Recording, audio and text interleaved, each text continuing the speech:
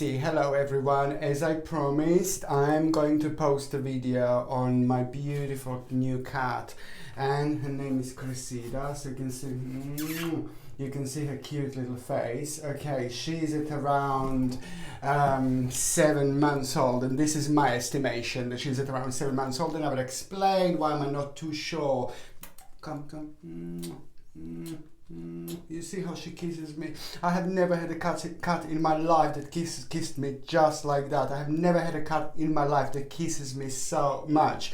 I suppose, yes, every single cat I had and every single cat I have, I absolutely love to bits, of course, and every single dog I had and every single dog I have, I absolutely love to bits, and every single animal, just like every single human, just offers us so many beautiful things, so many different things special about different animals and different people, of course. So she kisses really beautifully well, as if she's just literally thanking me for what actually happened. And what happened was that I already have 2 cats, okay?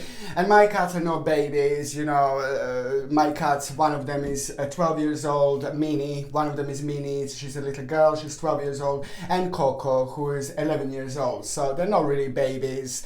And basically, what I find really fascinating, what I find very, very interesting is the fact that I was actually planning to get a 3rd cat, and I was planning to get a 3rd black cat. I wanted to have a black cat. Black cat is something that I was just literally missing, something that I wanted, it's something that I was really picturing in my mind, and obviously the universe was like listening me, or the universe was prepared to listen to me like literally immediately, because let's say the day before that I was looking at like on the internet, or I was just like I opened up this pathway towards this thing, towards this intention, because I was looking for the little kittens, for the little black kittens on the internet, like whether they've got, someone has it in the area where I can rescue it somewhere or something like that. A couple of minutes later, I've just I did look at a couple of ads, and a couple of minutes later I was just like, okay, yeah, that's fine, you know, nothing for me.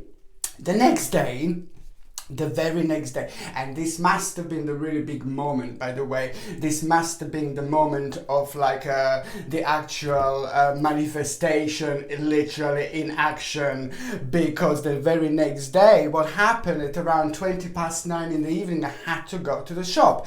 I needed to go to the shop, and something happened that I had to go to the shop, because I normally don't go to the shop so late. Let's say I don't go to the shop after 8 o'clock in the evening, after 9 o'clock in the evening. It just doesn't happen. It's just basically, I normally, if I need something, I just buy the following day and things like that. However, the bottom line is, it was really unusual for me to go to the shop at that time. So it was at around 9:20 in the evening, as I'm walking down my street along the road where I live. Right at the end of the road, there is a park, like on the right hand side. Now that park has got like a big fence, okay? So right at the end of the park, right at the end of that particular big fence on the right hand side, there is like a really big opening in the fence like this. And you know how people do it sometimes, they can't be bothered to walk like all the way down where the door or where the entrance to the park is, and then sometimes people, they just open like the actual they make like a little space with the 2 metal barges, like for example they do this, and they make this big space in the fence so people can go through, because they can't be bothered to walk a little bit further down, which is like about 10 seconds of walk, additional 10 seconds of walk or something. So basically this is what people did. There was like a little opening in the fence, and I look towards this opening, and I see the cat box. Now the cat carrier box, plastic grey cat carrier box, and I just look at the cat carrier box. So obviously someone just took the cat carrier box and just put their hand through this opening in the fence, and they've just left the cat carrier box in front of the opening in the fence. And what I imagine is that they just ran off and they just quickly went, but before they went, they unlocked, or they opened the actual door of the cat carrier box, and beautiful Cressida came out. I named her Cressida. Her name is Cressida. So Cressida came out of that box, and she just, bless her heart, she was just hanging around the box, and I assumed that people just wanted to get rid of her. I assumed that she must have been a Christmas present, because now she's at around 7 months old. When I went to the vets, they confirmed that she is at around 7 months old. And I see this beautiful little kitty, you know, just literally abandoned, you know, in the park. And she's just hanging around the little cat box, carrier box, and she's just looking so lost. She's just looking so afraid. Her eyes were really big. Her eyes were really worried. Her eyes were really scared. And as I was walking by, it was just the connection that I have with the animals, connection that I have with the cats. It's just crazy. And I look at her and I can just sense her completely. And I'm just getting the whole mental picture, what is actually going on really quickly. You know, it was just so obvious what it actually happened. The way she was abandoned, the way people just left her, the way people left her in the park thinking that maybe she's just gonna go along and just get little birds and eat, or catch little mouses and eat. But it's just not. This is the house. Obviously house trained cats, obviously the cat that was with people, obviously the cat that was inside in the house. And you know, it's not a wild cat, it's not a wild animal, you know. And there are also lots of foxes, and she's really tiny, and sometimes foxes can attack the cats because foxes are opportunistic animals, and she's just tiny. And she looked really afraid. She looked really petrified. And as I was walking by and I could see her, as I said, I got a mental picture, like immediately what happened, how people left her. And I just start walking towards her, and I'm just start calling her, come. I just start calling her, and she immediately comes to me. She immediately starts running towards me, and her eyes were so big, her eyes were so happy. She was so happy to see me. She was so delighted to see me. She was so ecstatic to see me. I could not do possibly anything else but to put her in the cat carrier box and just bring her home with me. She was so friendly. I started walking towards her, and she started walking towards me, and she just jumped in my lap, and she was so cute, and she was so friendly. There was an immediate connection, which she just kissed me immediately. She looked at me immediately. She was so happy to see me. She was so relieved to see me. And because I've got this connection with animals, I've got this connection with cats, I could just sense her excitement. I could sense how happy she was. I could sense her positivity. It was absolutely amazing. And then on another hand, at the same moment, I looked towards the other side of the road. There is a man in the window. And man in the window is looking at me, and he's saying to me, she was abandoned.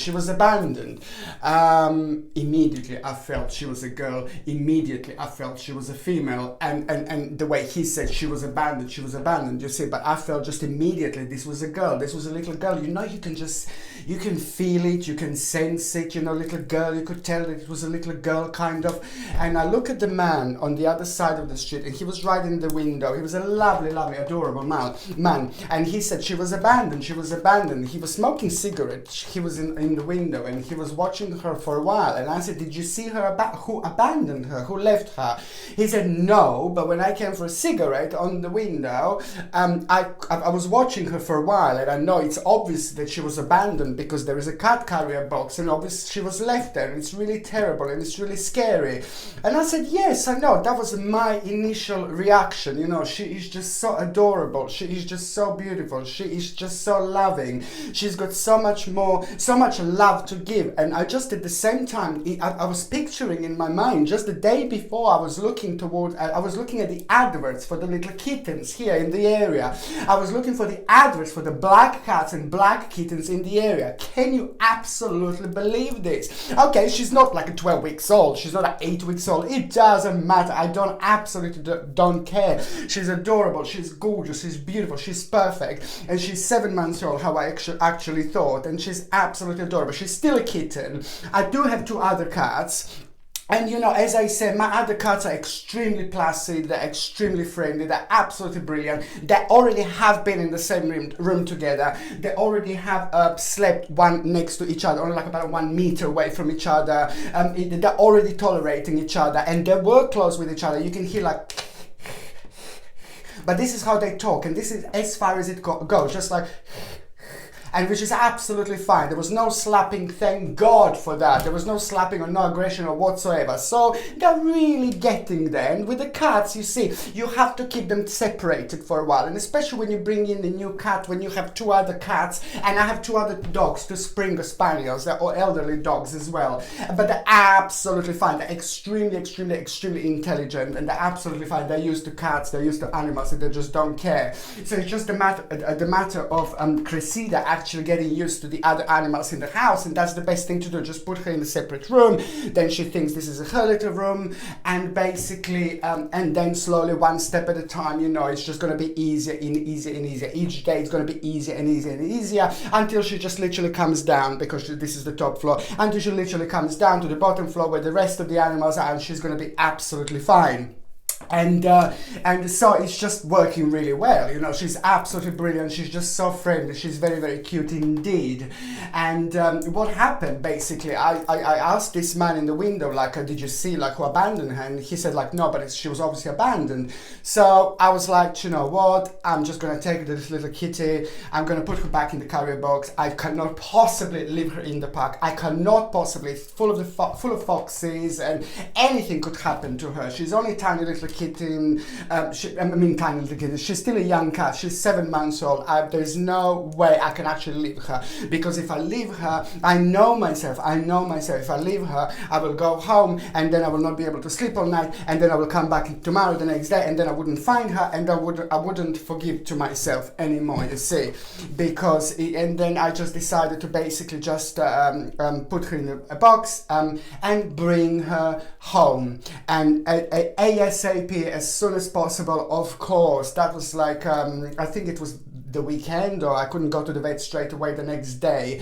or something like that, so I had to wait a couple of days to book an appointment with my vet. And I said to my vet what happened, and they confirmed that she's actually a female. She's a little girl, as I thought, little Cressida. And also I wanted to check for the microchip. I wanted to see whether she was microchipped, just in case. I didn't think she was microchipped 100%. I was certain that she wasn't microchipped, but just in case, I wanted to see whether she was microchipped, and she wasn't microchipped as I thought. So I said to my vets that I'm just gonna keep her. I decided to get a treatment for her, like against fleas and against worms and things like that, straight away, which is what I do with my cats on a monthly basis.